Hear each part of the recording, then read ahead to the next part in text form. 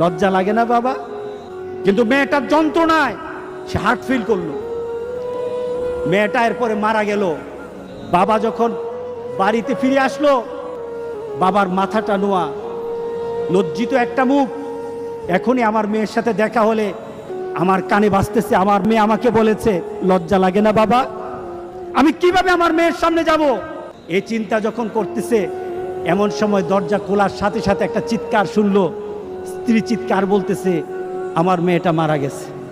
বাবার কানে তখন বাজতেছিল রাতের কথা, লজ্জা লাগে না বাবা? তার জানাজার ব্যবস্থা হলো। মেয়েটাকে যখন কবরের মধ্যে দাফন করে দেয়, কবরের মধ্যে রাখা অবস্থায় বাবা চিৎকার করার কথা ছিল, বাবা চিৎকার করে নাই, বাবা হেসে দিয়েছে। তাকে জিজ্ঞাসা করলো, তুমি হাসছো কেন? আমার মেয়েটা চলে গেছে, আমার কলিজার টুকরাটা চলে গেছে, কিন্তু আমার জীবনের মধ্যে একটা আঘাত দিয়ে পরিবর্তন করে গেছে।